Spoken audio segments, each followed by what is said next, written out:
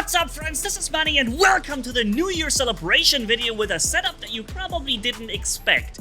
A Raven being literally one of the most powerful meta robots in War Robots right now, especially with the combination of Tamer and Damper as the weapon setup.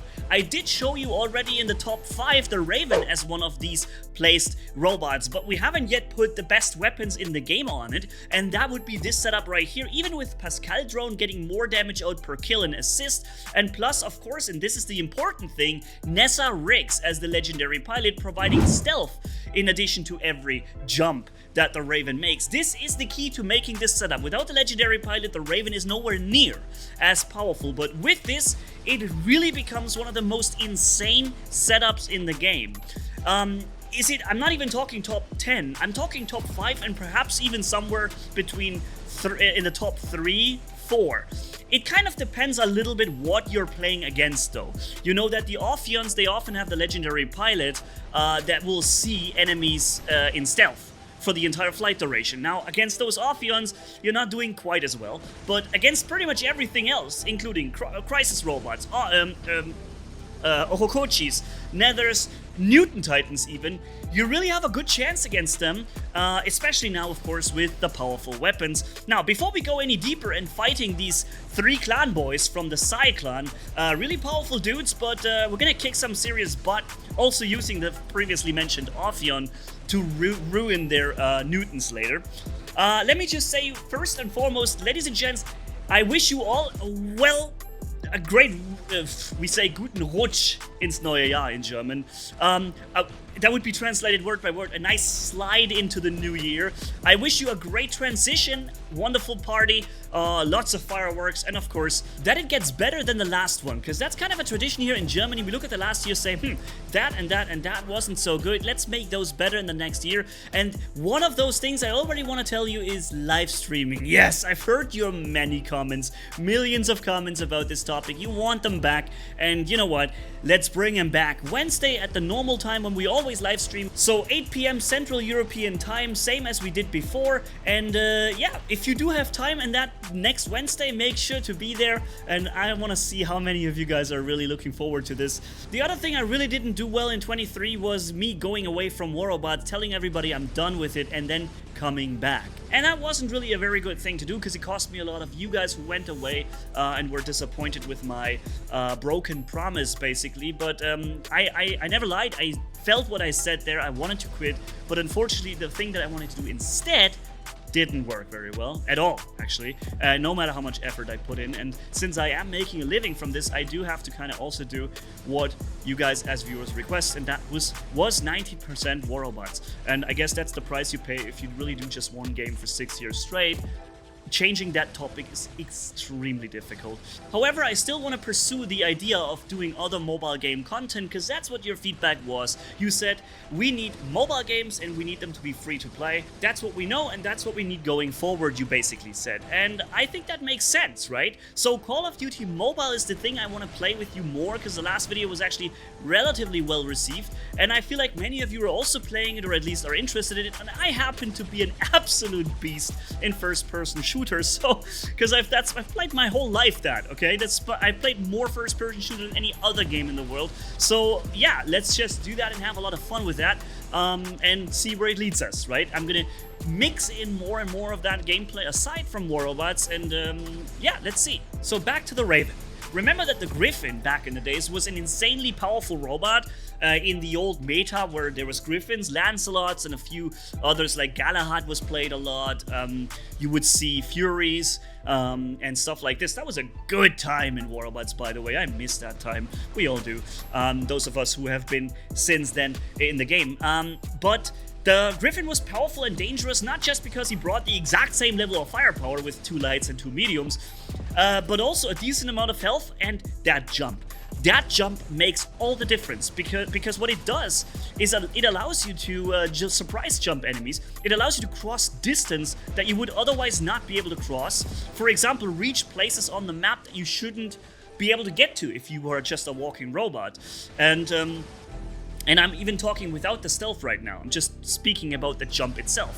Now you see I'm activating stealth while I'm being lifted, and unfortunately I can't free myself from from the from the choke, I can wobble around but not really free myself, and I'm still gonna be stuck from it.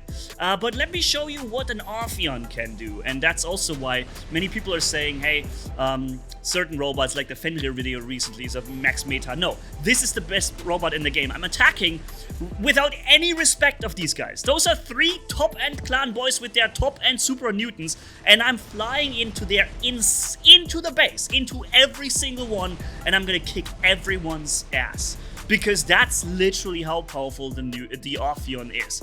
There is nothing these guys can do against you.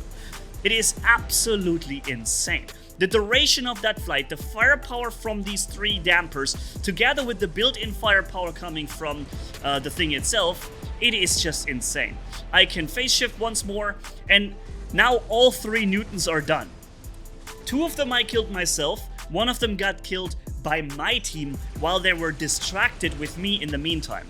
And I'm already back in the next flight ability. And again, this isn't just some random free-for-all match with some random players of completely different mixed leagues.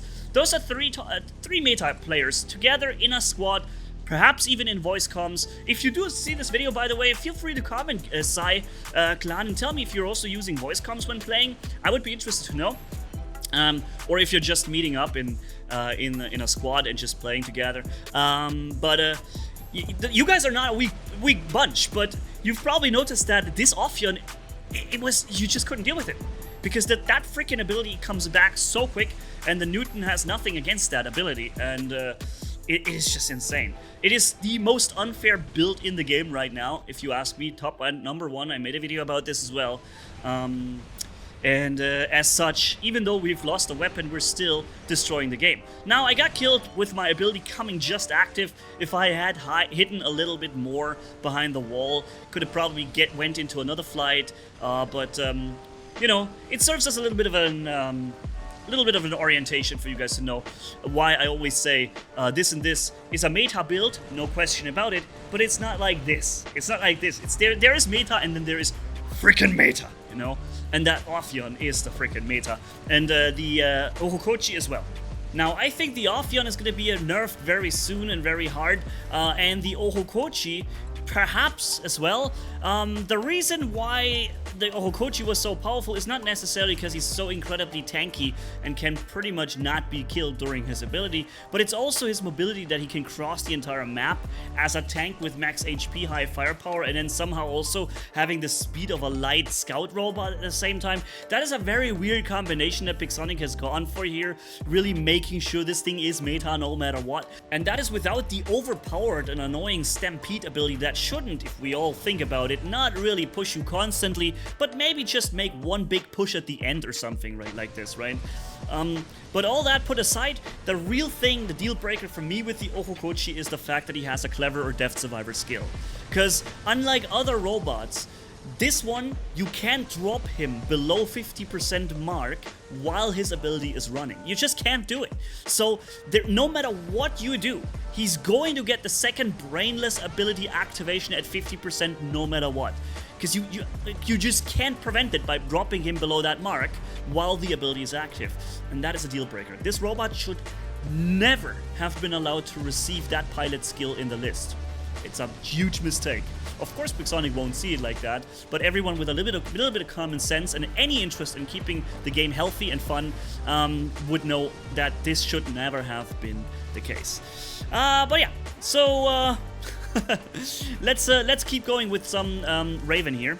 I got shot into the liquid acid there from the Ohokochi, and interesting, it's also a Sai player, but it's only one this time, right? So yeah, let's drop one of those crisis robots and another, whatever this was. Also, this guy, maybe we can get him down while he is... nope, ability was activated. Okay. So, sorry, that guy went down pretty fast. The enemy Ohokochi went into our base, and I'm seeing it as my job now to try and drop him, because this guy is gonna... my team just can't deal with him. We have to get rid of him quickly, and the weapons I have for that are the right ones to do this job. So let's do that first now. And now we can fight back on the map. That was a nice flyby, dropping that Typhon. Also, a quick activation on the phase shift as soon as I realized I'm getting focused by a Reaper Crisis. Very dangerous, very powerful setup that is extremely annoying in some maps. There are maps where it doesn't matter so much, right? Because you are typically in range to shoot back. And then there are these maps that are so long range, you kind of can't really fire back at them without really jumping into the enemy team, where they can hide behind their teammates, and if you want to attack them, you have to expose yourself to 3 or 4 of their guys. And this is really the problem. But here, this map, I think it's not so bad. Here, the range is like... The range engagements are typically between 300 and 600 meters, something you can deal with, right? So I'm activating the stealth jump as soon as the crisis fires. I will get hit once or twice, but not more, because then I'm jumping over his shots, and the rest of the shots are no longer really targeted at me due to the stealth. And you see how easily I can control the map, because the stealth jumps regenerate fast enough for me to use them whenever I need them. I can even store a second one for bad times, you know. I can have 2 jumps stored up so that if I really have an engagement against an Ohokochi, for example, I can deal with them because I have 2 jumps ready, and while I'm jumping the 2 jumps, I have a phase shift, and I'm definitely gonna recharge a 3rd jump. So if an Ohokochi jumps on me, he has to deal with at least 3 stealth jumps, plus probably a battleship shield activation and the phase shift, right? And if I want to have the pilot skill for recharging the phase shift, then I can have that and get a second phase shift on top at 50%. That is something that you can't prevent either. But of course, you can also do all these things on an Ohokochi. And there's one waiting just around the corner. I believe he's regenerating his ability. Here is an enemy Newton. I phase shifted right through his shot. Now, as I would get attacked again, I'm just activating my stealth.